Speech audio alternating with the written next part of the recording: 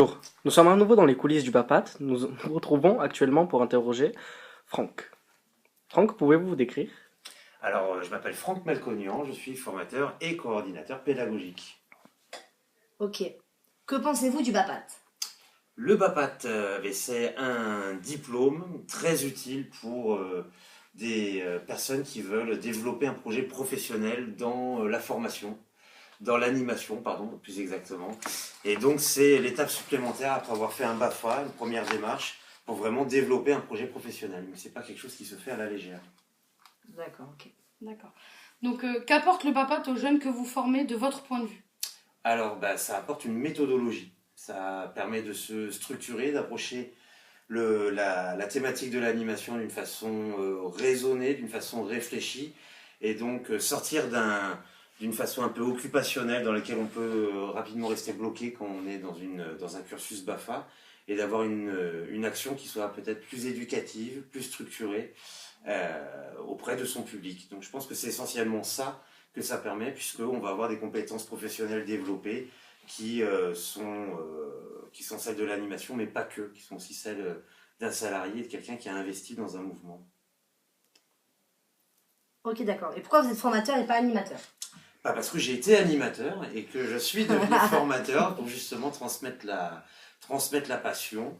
Et donc, non, je suis issu, j'ai été longtemps animateur, bénévole, volontaire, puis directeur. Et puis, quand on est directeur, forcément, on est un peu formateur de son équipe, des stagiaires BAFA, de son équipe en général. Et donc, quand j'ai eu la possibilité d'être formateur et de développer mon projet professionnel, c'est là-dessus que je me suis orienté. Ok. Les exemples dans le BAPAT sont nécessaires, comme par exemple le cours sur le développement durable, les cours d'histoire, démocratie et courage. Alors, il y a plusieurs choses. Il y a des contenus qui sont entre guillemets obligatoires parce que ça traduit une volonté politique. Et si il y a le développement durable dans toutes les formations, y compris celle du BAPAT, c'est bien parce que la région, qui est le financeur de l'action de formation, souhaite que ce message-là soit délivré à l'ensemble de ses stagiaires. Une journée de sensibilisation au développement durable. Donc ça, c'est un choix politique. Ensuite, Inforigno-Lagrange, on a un projet éducatif, on a des valeurs. Et dans cet esprit-là, l'intervention de démocratie et courage, qui est un mouvement interne à Léo Lagrange, nous semble particulièrement pertinent pour parler de lutte contre l'exclusion, de lutte contre le racisme, contre l'homophobie. Donc, on souhaite que nos stagiaires aient aussi ces journées de sensibilisation. Bon, c'est 2 journées sur un an de formation, mais effectivement, c'est une volonté propre de passer un message éducatif auquel on peut adhérer ou non, auquel voilà, chacun peut réagir, mais en tout cas, c'est une manière aussi de transmettre nos valeurs, parce qu'on est un mouvement issu de l'éducation populaire, donc qui a des valeurs à défendre. Donc ces journées en sont le reflet. Après, sur les différents modules, j'aimerais que, par exemple, le module que vous êtes en train de faire sur le projet, je trouve ça génial. Je trouve que c'est très intéressant. Et je pense qu'un an de formation, c'est largement suffisant. Donc les modules qui sont dans l'acte de formation, à mon avis, sont nécessaires et suffisants. Le diagnostic qui est une grosse partie, les supports techniques qui est aussi une partie relativement centrale au cœur de la formation. Là, actuellement, le projet, et puis ensuite, le module sur la qualité, l'efficacité et votre équipe professionnelle, qui est aussi un autre, et le dernier temps fort de la formation. Ok, ok. Et c'est quoi votre rôle en tant que formateur dans le BAPAT? Alors, dans le BAPAT, moi je ne coordonne pas du tout, hein, vous avez une formatrice référente, c'est d'amener des points d'expertise. Donc, il y a toute une équipe qui sont relayés. Vous avez vu, vous avez eu des formateurs en support technique, des formateurs plus ou moins pointus dans tel ou tel domaine. Donc, moi j'essaye sur l'ensemble des formations sur lesquelles j'interviens, et en partie sur le BAPAT, de transmettre sur le droit du travail notamment, sur l'éducation aux médias, sur le projet professionnel.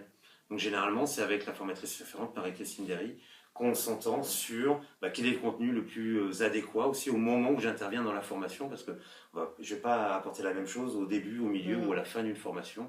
Et donc quand j'interviens sur le 2e semestre, c'est là où justement je fais le droit du travail, pour que justement ça puisse permettre de faire une prise de conscience et que ça fasse écho avec un projet professionnel. D'accord. Ok. C'est bon pour vos questions? Non. Une question pour moi. Par rapport au fait que vous avez aussi été jury blanc dans notre formation, par rapport au diagnostic. Alors ça, c'est une volonté de ma part, et d'ailleurs j'aurais aimé participer au jury de fin de formation et je ne le pourrais pas. Pourquoi? C'est parce qu'il y a un certain niveau de qualité que j'attends dans les formations. C'est aussi mon rôle de coordinateur pédagogique. C'est-à-dire, c'est pas faire une formation BAPAT pour valider un diplôme, c'est faire une formation BAPAT pour acquérir un certain niveau de compétences, notamment en méthodologie de projet, mais aussi en autonomie, mais aussi en posture professionnelle. Et donc de participer à ces jurys blancs me permet aussi avec les autres formateurs de définir quel est le niveau attendu par rapport à un référentiel de compétences, mais aussi par rapport à une réflexion. Donc c'est pour ça que souvent je participe au diagnostic et au jury de fin, ce qui me permet aussi de voir l'écart et la progression, puisqu'à chaque fois ça se base sur un écrit professionnel, et souvent c'est magnifique de voir à quel point le diagnostic était encore un peu brouillon, pas très mature, et comme quoi l'écrit de fin, lui, reflète vraiment une qualité et un progrès grâce à la formation. Une évolution, quoi, en fait. Exactement. Ok, d'accord. Et qu'apportez-vous de plus dans la formation? Qu'est-ce que j'apporte de plus? J'apporte juste ma petite brique, tout comme une formatrice X ou Y vous amènera chacun sa compétence, sa vision. Et je pense même que sur un même sujet, d'avoir deux formateurs différents qui diront pas forcément la même chose, ça permettra à chacun de se forger une opinion et pas justement de croire ou d'avaler, de suivre l'information et de se dire tiens, telle personne m'a dit ça, telle autre m'a dit quelque chose d'un peu différent. Et à partir de là, moi je m'en fais cette opinion-là et puis ça continuera d'évoluer aussi avec les autres expériences que vous pourrez avoir. Ok. Merci. Merci beaucoup. Merci beaucoup. Pour cet entretien.